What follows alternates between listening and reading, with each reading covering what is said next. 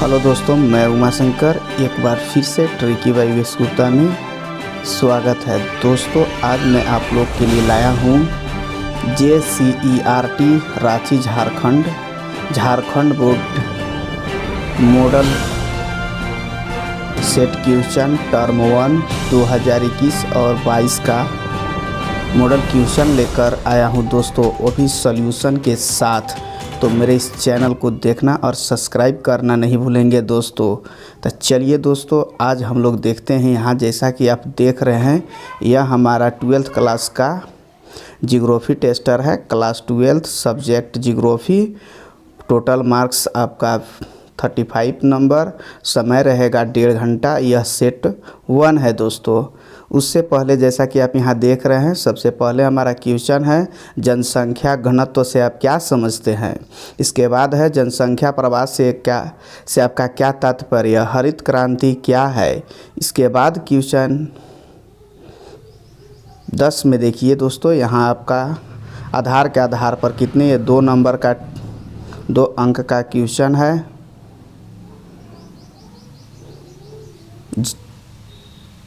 जबकि यहाँ देखिए जनसंख्या घनत्व से आप क्या समझते हैं। ये हमारा क्वेश्चन का आंसर हो जाएगा। ये हमारा क्वेश्चन नंबर पहला है। तो प्रति इकाई क्षेत्र में रहने वाले लोगों की संख्या को जनसंख्या घनत्व कहते हैं।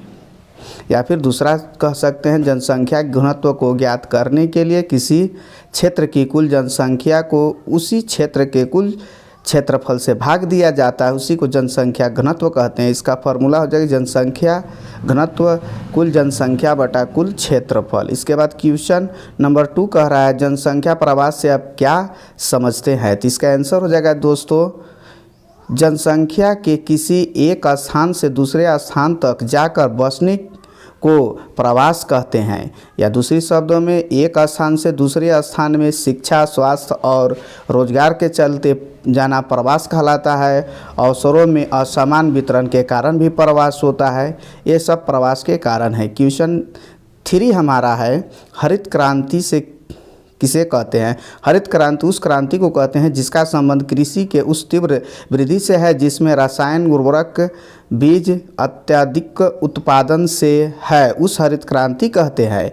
हिंदुस्तान में हरित क्रांति की शुरुआत 1966 से 1967 ईस्वी में हुई थी।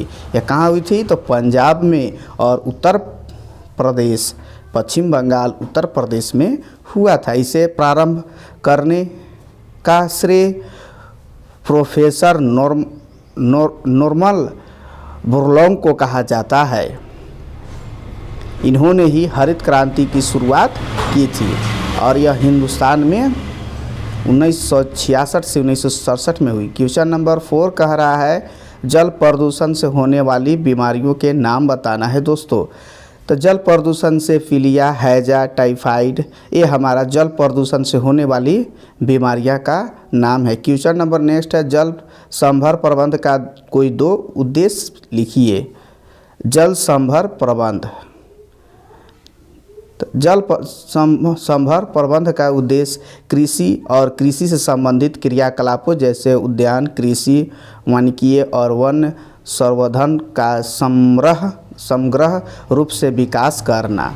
एक क्वेश्चन नंबर इसका दूसरा का है कृषि उत्पादन में वृद्धि के लिए पर्यावरण ह्रास को रोकना तथा लोगों के जीवन को ऊंचा उठाना ही जल संभर प्रबंध का उद्देश्य है। क्वेश्चन नंबर नेक्स्ट है धात्विक खनिज के 2 उदाहरण लिखिए। धात्विक खनिज के 2 उदाहरण लिखना है। यहाँ जैसे कि आप चार्ट में देख रहे हैं, यह हमारा खनिज को 2 पार्टों में बांट दिया गया है, धात्विक खनिज और अधात्विक खनिज। धात्विक खनिज को भी 2 तरह से बांट गया, लोहयस्क और अलोहयस्क। लोहयस्क मतलब जिसमें लोहा पाया जाता है और अयस्क जिसमें लोहा नहीं पाया जाता, जैसे लोहा, मैंगनीज आदि। और यह हमारा है। क्वेश्चन नंबर नेक्स्ट है आधारभूत उद्योग क्या है। आधारभूत उद्योग क्या है? तो आधारभूत उद्योग को ही मूलभूत उद्योग भी बोला जाता है। तो वे उद्योग जिनके उत्पादन को अन्य वस्तुएं बनाने के लिए कच्ची माल के रूप में प्रयोग में लाया जाता है उन्हें आधारभूत उद्योग कहते हैं, जैसे लोहा इस्पात उद्योग, सीमेंट उद्योग आदि। क्वेश्चन नंबर नेक्स्ट है, जल प्रदूषण की रोकथाम के लिए महत्वपूर्ण सुझाव दे। आपको जल प्रदूषण को रोकने के लिए महत्वपूर्ण सुझाव देना है दोस्तों, जैसा कि आप यहाँ क्वेश्चन में देख रहे हैं। इसका आंसर हो जाएगा कृषि में उर्वरक और कीटनाशक का कम प्रयोग, घरेलू कार्य के ठोस अपशिष्ट पदार्थों का जल में न बहाना। दूसरा का पॉइंट हो गया। तीसरा का हो जाएगा उद्योग द्वारा प्रयुक्त जल को नदी, तालाब, समुद्र आदि में न डालना। इसके बाद नेक्स्ट है, कुछ प्रदूषित नदियां जैसे गोमती जो हमारा लखनऊ में है, यमुना दिल्ली में, साबरमती अहमदाबाद, फूसी हैदराबाद, काली और बैगिरी मुर्दई में पाए जाने वाली ये नदियां हैं। इनको अगर शुद्ध रख के हम पर्यावरण जल को प्रदूषित से बचा सकते हैं। क्वेश्चन नेक्स्ट है, भारत में सड़क परिवहन में परिवहन के अन्य संसाधनों की तुलना में अधिक उपयोगी क्यों माना जाता है? तो इसका आंसर हो जाएगा दोस्तों, भारत का सड़क जाल विश्व का सबसे बड़ा सड़क जाल है। इसका किलोमीटर है 56 लाख किलोमीटर। यह भारत का सड़क जाल है। भारत में सड़क परिवहन का उपयोग सभी जगहों पर किया जाता है। सड़क परिवहन का प्रयोग सभी जगहों पर किया जाता है, जैसे गली मोहल्ले, एक राज्य से दूसरे राज्य को जोड़ने में, एक देश से दूसरे देश में जोड़ने में भी काम किया जाता है। साथ ही रेलवे भी एक स्थान से दूसरे स्थान तक जोड़ने में काम किया जाता है। इसके बाद क्वेश्चन 10 है दोस्तों, आकार के आधार पर विनिर्माण उद्योगों को वर्गीकृत कीजिए। आकार के आधार पर विनिर्माण को वर्गीकृत करना है। आकार, पूंजी निवेश और श्रम शक्ति के आधार पर बृहत उद्योग, लघु उद्योग, मध्यम उद्योग और कुटीर उद्योग आते हैं। ये हमारे आकार और दृष्टि के अनुसार है। इसके बाद क्वेश्चन नंबर नेक्स्ट है, गैर परंपरागत ऊर्जा स्रोत का वर्णन करें। गैर परंपरागत ऊर्जा का वर्णन करें। ऊर्जा के अपरंपरागत स्रोत, जिसे हम लोग गैर परंपरागत स्रोत भी बोलते हैं, सौर, पवन, जल, भूतापीय ऊर्जा असमायप्य है।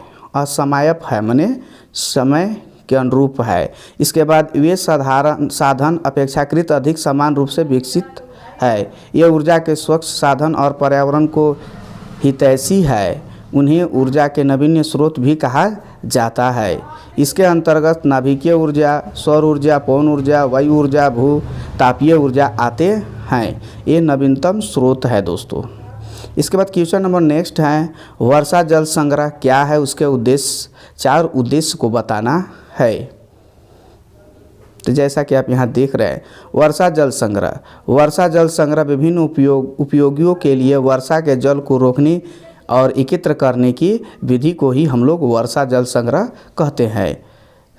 वर्षा जल संग्रह को राजस्थान में टांका कुंड कहा जाता है। टांका एक ढका हुआ भूमिगत टंकी होता है। कुल नलकूप, गड्ढों, कुआं द्वारा जल संग्रह किया जाता है। उद्देश्य, इसका उद्देश्य है पानी की उपलब्धता को बढ़ाता है, जिसे सिंचाई तथा पशुओं के लिए उपयोगी होता है। दूसरा का पॉइंट है, भूमिगत जल स्तर को नीचे होने से रोकता है। मृदा अपरदन और बाढ़ को रोकता है। पॉइंट नंबर 4, लोगों में समायुक्त की भावनाओं को बढ़ाता है। इसके बाद भू जल को पंप करके निकालने में लगने वाली ऊर्जा की बचत करता है। इसके बाद क्वेश्चन नेक्स्ट है, भारत में कृषि की प्रमुख समस्याओं का वर्णन कीजिए।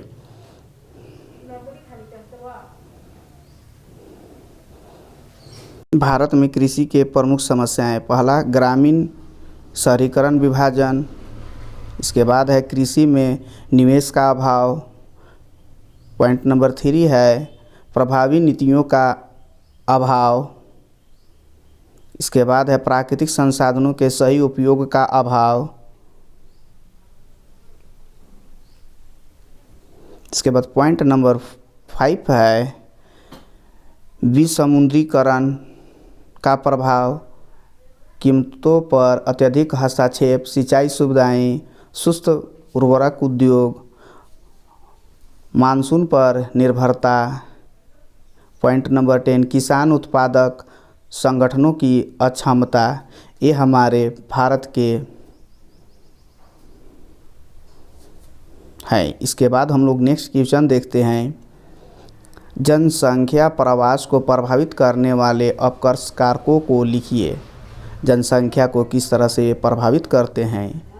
अपकर्ष कारक अर्थात जिसे हम आप्रवास भी कहते हैं, वे गंतव्य स्थान के वे कारक हैं जो लोगों को अपनी ओर आकर्षित करते हैं। लोग ग्रामों से नगरों की ओर आकर्षित होते हैं। गांवों को छोड़कर लोग दिल्ली, मुंबई, कोलकाता जैसे नगरों में रोजगार के बेहतर अवसर, नियमित रूप काम का मिलना, ऊंचा वेतन, शिक्षा, स्वास्थ्य, परिवहन, मनोरंजन आदि की सुविधाओं के उपलब्ध होने के कारण प्रवास करते हैं। ये हमारे अपकर्ष के कारक हैं। इसके बाद हम लोग देखते हैं क्वेश्चन नंबर 15, भारत में जनसंख्या वितरण घनत्व को प्रभावित करने वाले किन्हीं 5 कारणों की व्याख्या करना है जिससे हमारा जनसंख्या परिवर्तित होता है। जनसंख्या का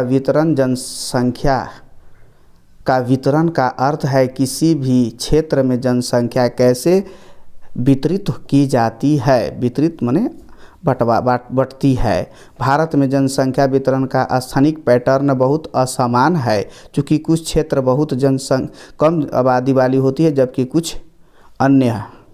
कुछ अन्य। इन राज्यों को 3 श्रेणियों में वर्गीकृत किया गया है।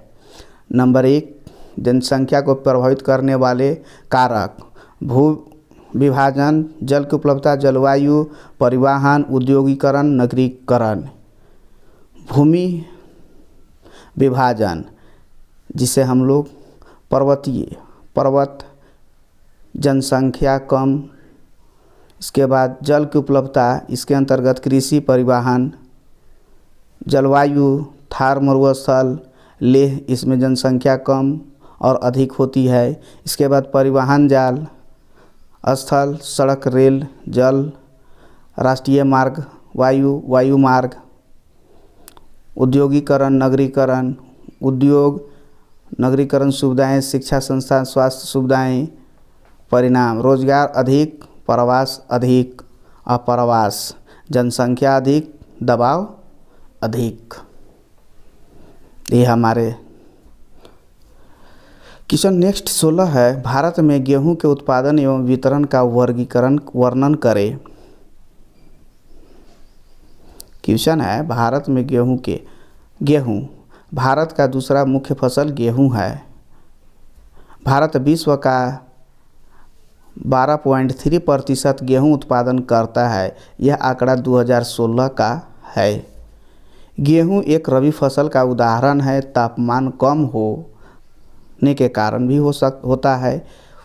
शीतोष्ण कटिबंधीय क्षेत्र में शीत क्षेत्रों में अक्टूबर से मार्च तक यह होता है। भारत में 75% उत्पादन हरियाणा, पंजाब, हरियाणा 4000 किलोमीटर प्रति हेक्टेयर उत्पादन अधिक है। उत्तर प्रदेश, राजस्थान, बिहार, मध्य प्रदेश देश के कुल बोए क्षेत्र के लगभग 14% भाग पर गेहूं की कृषि की जाती है। जैसा कि आप यहाँ मैप में देख रहे हैं, ये हमारा प्रमुख क्षेत्र है और गौण क्षेत्र है जिसे हम लोग डिनोटेट करते हैं। तो यहाँ देखिए, ये हमारे मैप में सबसे अधिक मात्रा में पाए जाने वाले ये क्षेत्र हैं। यहाँ राजस्थान है, पंजाब भी है, यहाँ मध्य प्रदेश हो गया। इसके बाद क्वेश्चन नेक्स्ट देखते हैं, मृदा प्रदूषण से आप क्या समझते हैं? मृदा प्रदूषण के कारणों को लिखिए। जैसा कि आप जानते हैं मृदा प्रदूषण कैसे होता है, तो भूमि प्रदूषण से अभिप्राय जमीन पर जहरीली, अवांछित और अनुपयोगी पदार्थों के भूमि में विसर्जित करने से है, क्योंकि इससे भूमि का निम्नीकरण होता है तथा मिट्टी की गुणवत्ता प्रभावित होती है। लोगों की भूमि के प्रति बढ़ती लापरवाही के कारण भूमि प्रदूषण तेजी से बढ़ता जा रहा है। भूमि प्रदूषण के कारक: कृषि में उर्वरक, रसायनों तथा कीटनाशकों का अधिक प्रयोग से भूमि प्रदूषण होती है। औद्योगिक इकाइयों, खानों तथा खदानों द्वारा निकले कचरे का विसर्जन, भवन, सड़कों आदि के निर्माण में कचरे का विसर्जन, कागज़ तथा चीनी मिलों से निकलने वाले पदार्थों का निपटारा जो मिट्टी द्वारा अवशोषित किया जाता है, प्लास्टिक की थैलियों का अधिक उपयोग जो ज़मीन में दबकर गलती नहीं, घरों, होटलों और औद्योगिक इकाइयों द्वारा निकलने वाले अपशिष्ट पदार्थों का निपटारण इत्यादि की इसमें अंतर्गत आते हैं, जिससे हमारा प्रदूषित होता है। क्वेश्चन नंबर नेक्स्ट है, उद्योगों की स्थिति को प्रभावित करने वाले कारकों की व्याख्या करें। उद्योगों की अवस्थिति को प्रभावित करने वाले कारकों की व्याख्या कीजिए। तो इसका आंसर हो जाएगा दोस्तों, उद्योगों को प्रभावित करने वाले कारकों की व्याख्या। कच्चा माल, सामान्य उद्योग वही स्थापित होते हैं जहां कच्चा माल उपलब्ध होता है। जिन उद्योगों में निर्मित वस्तुओं का माल कच्चे माल के समीप लगाए जाते हैं। दूसरा पॉइंट हो जाएगा शक्ति ऊर्जा। शक्ति ऊर्जा किसी भी उद्योग की स्थापना से पहले उसकी शक्ति की आपूर्ति सुनिश्चित कर ली जाती है। एल्युमिनियम उद्योग शक्ति के साधन के नज़दीकी लगाए जाते हैं क्योंकि उसमें बिजली की बहुत अधिक उपयोग होता है। बाजार, उद्योगों द्वारा विकास निर्मित माल की खपत क्या बाज़ार पर ही डिपेंड करता है। इसके बाद बाज़ार के निपटारा उत्पादकों द्वारा किया जाता है। इसके बाद होता है परिवहन, कच्चे माल जो उद्योग केंद्र तक लाने तथा निर्मित मालों के एक स्थान से दूसरा स्थान ले जाने में परिवहन होता है। इसके बाद श्रम, सस्ते तथा कुशल श्रम की पर्याप्त मात्रा में उपलब्ध उद्योगों को होता है। इसके बाद होता है ऐतिहासिक कारक, इसके अंतर्गत आ जाता है मुंबई, कोलकाता, चेन्नई जैसे केंद्रियों में औपनिवेशिक काल में ही इसका विकास होता है। ये हमारे हैं। क्वेश्चन नंबर हम लोग नेक्स्ट देखते हैं, जो मैप है दोस्तों, भारत के मैप के अनुसार आपको 801 से अधिक प्रति व्यक्ति वर्ग किलोमीटर जनसंख्या वाले राज्यों की नाम लिखना है। तो इसके लिए हम लोग मैप में देखेंगे और मैप के अनुसार ही राज्यों को बताएंगे। जैसा कि आप यहाँ देख रहे हैं, क्वेश्चन नंबर 29 का उत्तर प्रदेश, बिहार, केरल, पश्चिम बंगाल है, जिसे हम मैप में आपको बता दे रहे हैं। यहाँ देखिए, ये हमारा सिंबल के द्वारा बताया गया है। 801 से 1200 के अंतर में जो आता है उसको दिखाना है। यहाँ 1200 से अधिक के लिए डायग्राम बना है। यहाँ देखिए आप 800 से 1200 के अंतर में देखना है, और ये हमारा 1200 से 1 से अधिक है। तो देखिए यहाँ पर आप देख रहे हैं, ये हम मैप के अनुसार हमको बता दिया गया है। हमारा उत्तर प्रदेश है, बिहार है, पश्चिम बंगाल है,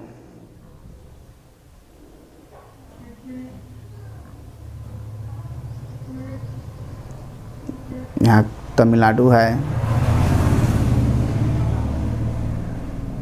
जिसे केरल है। इस तरह से क्वेश्चन नंबर 29 का तो उत्तर प्रदेश, बिहार, पश्चिम बंगाल और केरल ये हमारे